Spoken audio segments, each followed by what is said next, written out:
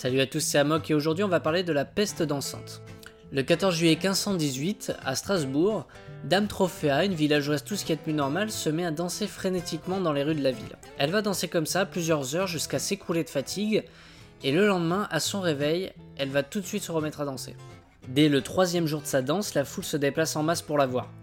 Quelques-uns finissent par entrer en transe à leur tour, si bien qu'à la fin du mois de juillet, on compte une trentaine de danseurs, puis une centaine début août, et près de 400 personnes un mois plus tard. Les chroniqueurs de l'époque vont appeler cette curieuse maladie la manie dansante. Alors ça pourrait prêter à sourire comme maladie, mais en fait pas du tout, parce que les danseurs ont les traits tirés, certains appellent à l'aide, mais n'arrivent pas à s'arrêter de danser. On dit même qu'après être tombés de fatigue sur le sol, certains continuent à convulser. Leurs pieds saignent, chez certains les articulations et les tendons deviennent visibles, et dès la première semaine, certains décèdent d'arrêt cardiaque ou de fatigue excessive. A l'époque, on parle même de 15 morts par jour durant le pic de l'épidémie au mois d'août. Les médecins de l'époque pensent qu'il faut les laisser danser jusqu'à l'épuisement.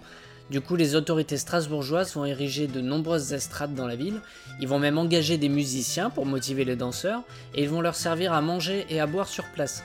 Ce qui va d'ailleurs poser souci parce que certains vont faire semblant d'être malades pour pouvoir manger à l'œil. L'épidémie disparaîtra aussi vite qu'elle est apparue suite à des messes et des offrandes à Saint-Guy. D'autres phénomènes similaires ont depuis été observés à différents endroits du globe et à différentes époques, mais très épisodiques et jamais de cette ampleur. Et 5 siècles après cet événement, personne n'est capable d'expliquer la cause de cette danse incontrôlable.